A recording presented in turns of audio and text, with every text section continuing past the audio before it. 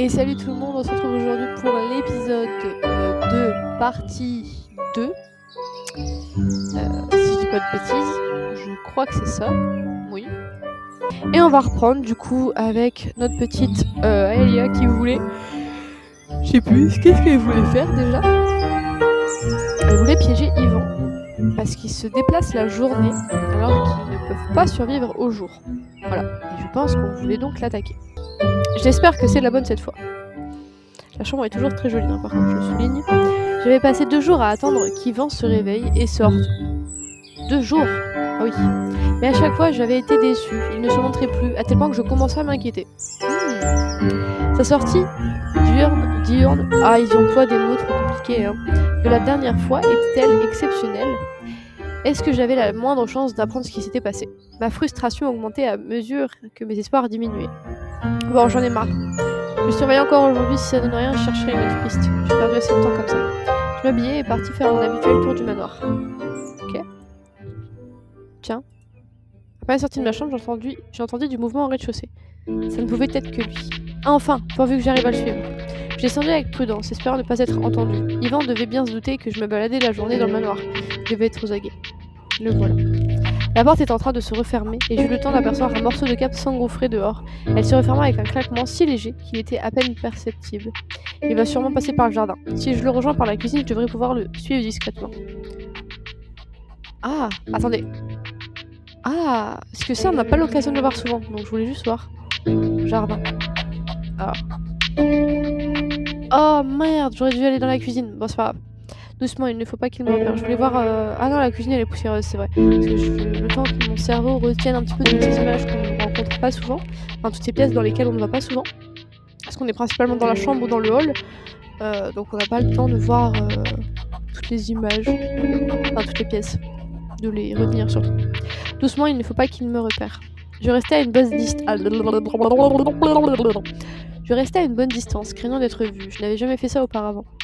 Comme je l'avais vu faire quelques jours plus tôt, la silhouette d'Yvan traversa tout le jardin, se dirigea vers le mur d'enceinte, et en quelques instants, il passa au-dessus. Je me précipitai pour le suivre et pour me retrouver devant le mur, hésitante. Est-ce que je devrais tenter l'escalader, sans être sûre d'y arriver? Je me dépêchai à essayer de passer par la porte principale au risque de le perdre de vue. Ah!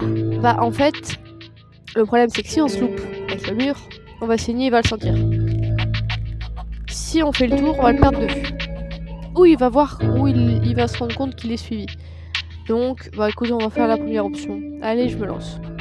Un peu de cran, bon sang, tant pis si tu te rappes les genoux là-dessus, il faut essayer de passer. J'étais moins assurée en réalité, j'étais débrouillarde mais pas cascadeuse. J'avais toutes les chances d'agiter bellement mes petits pieds et être incapable de gravir ce mur. Mais je n'avais pas de temps à perdre, je devais essayer. Je respirai un bon coup et pris de l'élan. Plus pour la forme qu'autre chose. Au terme d'une brève course, je me jetai à l'assaut de la pierre. À ma stupéfaction, mes doigts trouvèrent des prises sans effort, mes bras me portèrent avec facilité, et en quelques instants, je franchis l'obstacle pour atterrir de l'autre côté. Waouh, je sais pas d'où ça m'est venu, mais ça tombait bien. On se transforme en vampire ou pas? J'aimerais bien savoir en fait. Qu'est-ce que tu me fais faire, crétin? J'aimerais bien savoir si on a été mordu et on va devenir un vampire, ou si on restera comme ça à vie. Je sais pas. Ouais. Ça me fait penser à Eldaria. Ah oui, on dirait trop Eldaria, c'est magnifique. Par là. Heureusement que j'ai réussi mon coup, autrement il m'aurait remarqué, c'est sûr. Je ne regrettais pas mon moment de bravoure, très utile au final. J'ignorais par quel miracle je m'étais découvert ces talents d'escalade, mais s'ils étaient réveillés à point nommé, je pouvais apercevoir la cape d'Yvan filée dans les arbres. Il évitait soigneusement le chemin et restait à couvert, allant d'arbre en arbre, demeurant sous leur feuillage. Plus qu'à garder mes distances et éviter de me fracasser une cheville. Yvan était si lent que j'arrivais à le suivre aisément au final. Que ces histoires de soleil soient vraies ou non, en tout cas il prenait soin de rester à l'ombre. C'est joli. C'était la première fois que je m'aventurais si loin de ce maudit manoir depuis que j'y avais mis les pieds. Je ne savais plus quoi penser. J'avais eu peur de m'en aller, d'être rattrapée à nouveau, mais maintenant ça semblait si facile. Où était le piège? Si j'atteignais la ville, il me serait également possible de m'enfuir, de contacter les autorités. Est-ce que ça pouvait se finir aussi simplement? Est-ce que j'avais été manipulée si bêtement tout ce temps? J'aurais ma réponse une fois en ville, et je pourrais même me livrer. Ce dingue, dans quelques heures, je devrais être libre.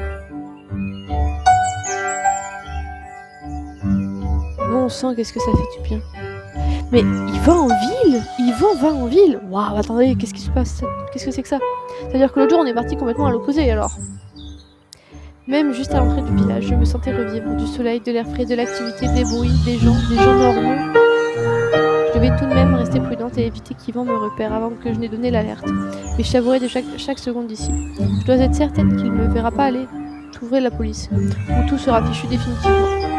Je suivais encore Yvan pour l'heure, attendant qu'il soit suffisamment éloigné pour filer en sens inverse. Ainsi je pourrais indiquer facilement où il était. Peu m'importait maintenant ce qu'il faisait ici. Il allait sortir de ma vie très bientôt. Il n'est pas très discret quand même avec sa cape. Sans que la journée soit d'une chaleur écrasante. Il faisait assez beau pour se passer de veste ou de manteau. Yvan restait sous les devantures de magasins et rasait toujours les murs. Je m'arrêtais de temps en temps devant une vitrine pour lui laisser le temps de reprendre de l'avance. Puis au bout d'un moment, je me rendis compte qu'il n'en reprenait pas et qu'il s'était mis à adopter les mêmes attitudes que moi. La panique me prit. M'avait-il repéré? Avait-il des doutes? C'est pas le moment, le poste de police est encore trop loin. Si je suis grillée maintenant, c'est fichu. Je me tassais un peu plus derrière un présentoir. Eva observait très intensément la vitre devant lui, mais son regard était étrangement fixe. Il ne bougeait plus depuis une bonne minute en réalité. Qu'est-ce qu'il regardait? Ça se trouve, il regarde dans le reflet en fait. Prudemment, je me glissai dans un groupe d'adolescents pour traverser la rue et me rapprocha un peu pour mieux voir la vitrine. Elle ne contenait que quelques mannequins, rien d'intéressant, mais en revanche, son reflet donnait sur la terrasse d'un petit café. Tiens. Observait-il autre chose? Je tournais la tête pour observer les clients. Et cette belle après-midi, elle était bondée. Impossible de savoir ce qu'il cherchait, même quelqu'un. Et peut-être était-ce le moment pour moi de m'éclipser, s'il était tellement absorbé. Au même instant, un groupe se leva, continuant de bavarder. Ils réglèrent leur consommation, s'embrassèrent et chacun partirent dans une direction. Je crus voir l'expression d'Yvan changer. Bien que la distance et son capuchon rendaient mon observation compliquée, il se remit également en mouvement. Il fit quelqu'un aussi ou je rêve? À mon désespoir, il prenait la direction opposée au commissariat. Je n'avais plus qu'à le suivre à nouveau, et voir qui le suivait en tant qu'affaire. S'il harcèle d'autres personnes, on pourra se mettre à plusieurs pour le dénoncer, lui et les autres.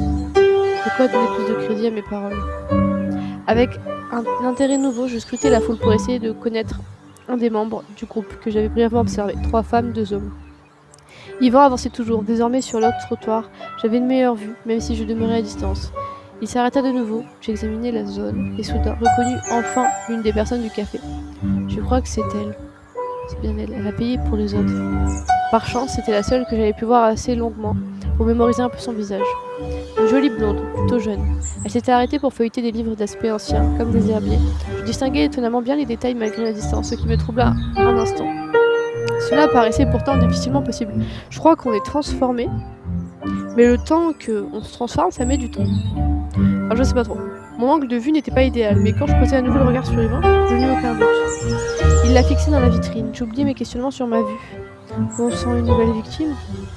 Il fait du repérage pour les autres, je n'aime pas ça. Tout est trop bizarre, peu importe ce qu'il lui veut, c'est mauvais.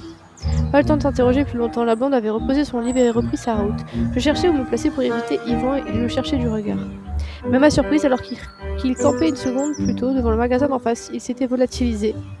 J'étais partagée entre le soulagement et la panique. J'ignorais pourquoi il était parti, et ça pouvait être aussi bien un coup de chance pour moi que le signe qu'il m'avait repéré et allait me tomber dessus. Isolée, j'étais vulnérable. Mais il y avait cette fille. Il faut que je lui parle tout de suite.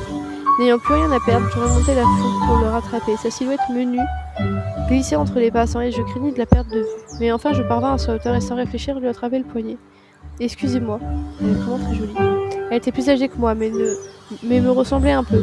Plutôt petite et menue. Oui, je peux vous aider? C'est la première fois qu'on voit une autre femme. Waouh! J'aime bien le style qu'ils ont donné aux personnages.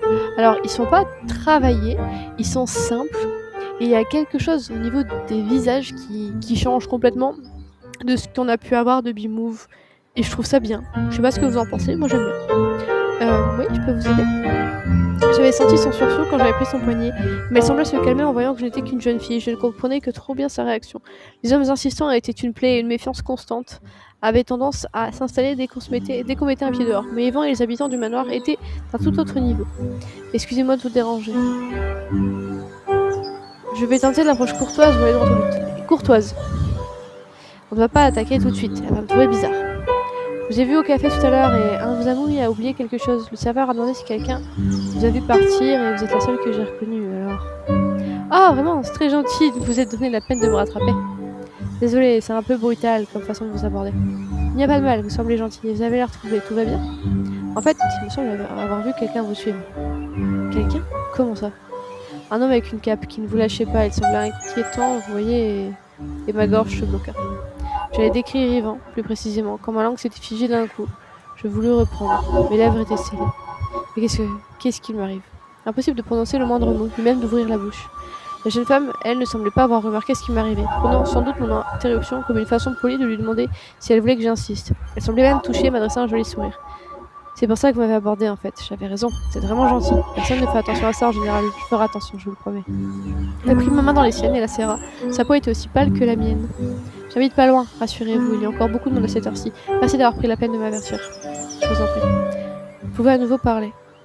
Je vais souvent au coffee shop de la grande rue avec mes amis. Si on s'y croise, je vous offrirai quelque chose. Merci encore. Oh, c'est gentil ça. Elle me fit un petit signe de la main en guise d'au revoir et après un sourire détourna pour reprendre sa route. Elle disparut rapidement dans la foule. Les deux pieds plantés au sol, je n'avais pu ni bouger ni ajouter quoi que ce soit. Eh bah dis donc, je n'avais rien pu faire. Ah bon, ben voilà. Moi je vous laisse là. J'espère que ça vous aura plu.